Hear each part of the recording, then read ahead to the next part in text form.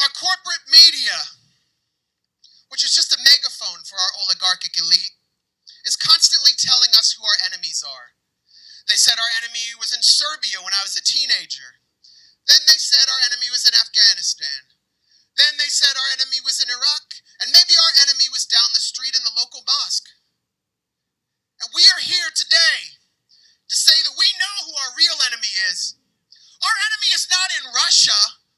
Our enemy is you, the corporate media, and the oligarchy that you speak for.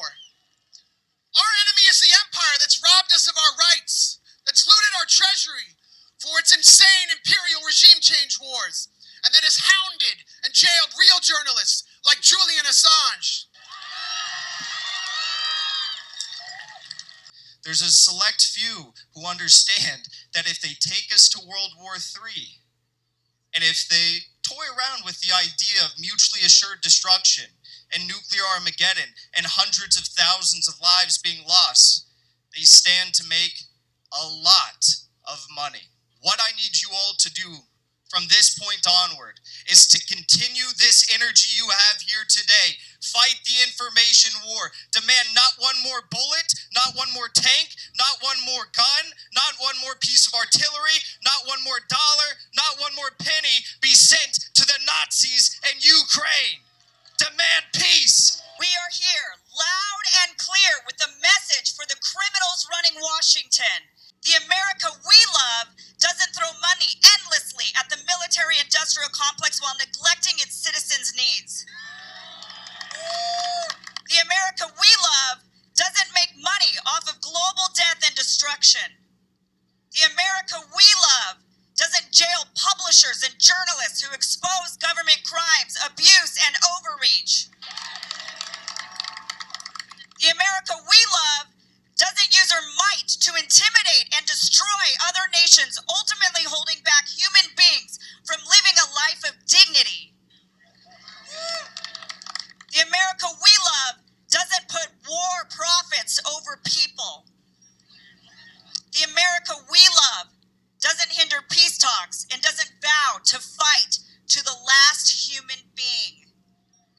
Do you hear us, Washington? You are not running us into the America we love. You're destroying us. Hear us loud and clear. No more war. Any honest observer knows that responsibility for this war is not in Moscow, it's here in Washington. It's in the State Department, it's in the Pentagon, it's in the White House. Russia didn't expand west.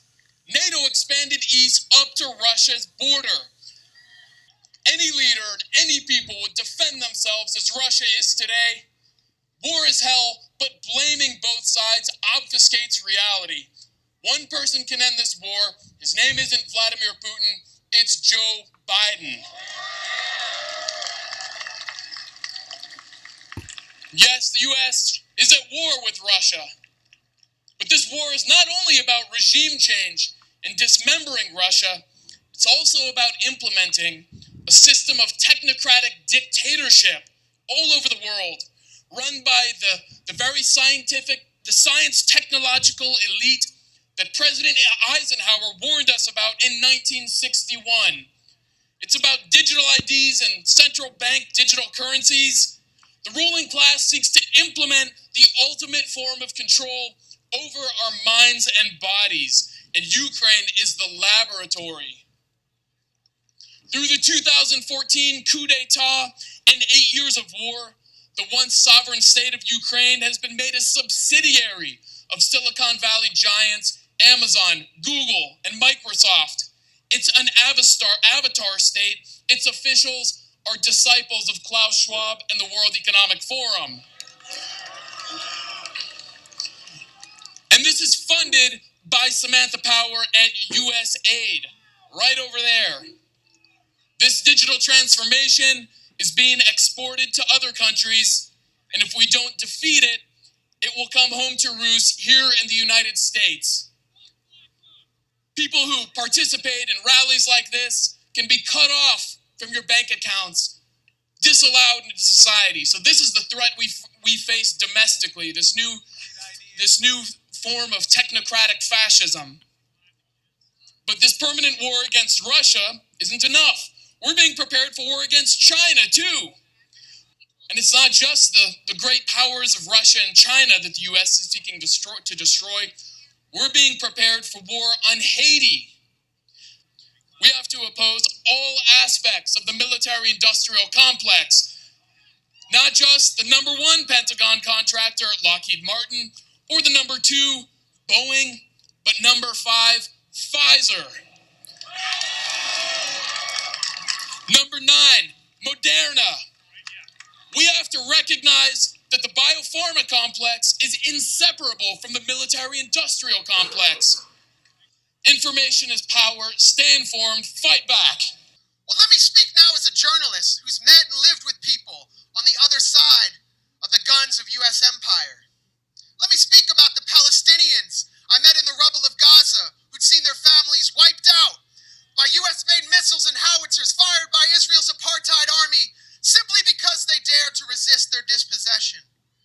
Let me speak to you about the Syrian people I met in Damascus who'd seen their cities surrounded by NATO-backed jihadist militias and who now withstand Israeli bombs and sadistic U.S. sanctions. Let me talk to you about the people I met in Venezuela, Nicaragua, and Cuba, the troika of resistance, who have bravely weathered the storm of CIA destabilization plots and economic blockades. The people I know in the Horn of Africa, from Eritrea to Addis Ababa, who have seen 5 million people displaced by a U.S.-backed proxy war that few Americans even know took place. The Koreans I met, who've been separated from their own people and families by an imposed divide, who have not known peace since the genocidal U.S. war waged on them.